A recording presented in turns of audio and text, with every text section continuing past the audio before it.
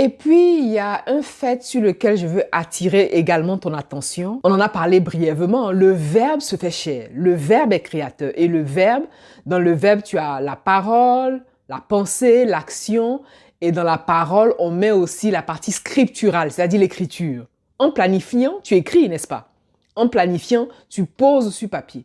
Et en planifiant, c'est une forme d'invitation, c'est une forme de demande que tu fais à la terre, à l'univers, à tes anges, à tes guides, à la source, à Dieu, peu importe comment tu appelles ces entités. Et donc, puisqu'en planifiant, tu demandes, naturellement, tu reçois. Et sache que tout ce que tu demandes, tu reçois. Tout, absolument tout, sans exception.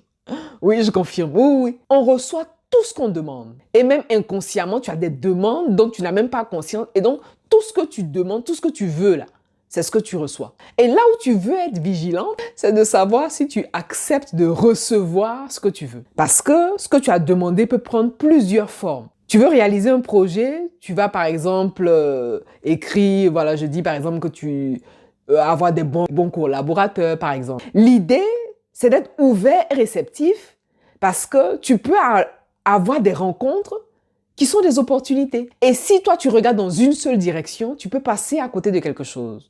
Donc, quand on parle d'être conscient, d'être éveillé, c'est ça aussi, c'est également ça. Demander, vous recevrez. Dès que tu demandes, souvent même avant même que tu demandes, tu l'as en fait. Normalement, tu sais, demander, vous recevez, c'est immédiat en fait. Maintenant, dans l'immédiateté, puisque la notion du temps, telle qu'on le conçoit ici et maintenant dans notre expérience, est différente de la conception divine du temps, le demander, vous recevez, parfois c'est instantané en fait. C'est vraiment très instantané. Donc, il faut que tu sois conscient de ton demander et être aussi à l'aide de ce que tu reçois et de ce que tu veux recevoir. Et l'avantage de la planification, l'avantage de l'écriture, c'est que tu apportes de la clarté, comme on en avait parlé la dernière fois. Tu apportes une très, très, très grande clarté dans ce que tu veux, dans ce que tu souhaites pour ton projet. Et puis, tu es libre en fait. Il n'y a pas de limite. Tu es libre.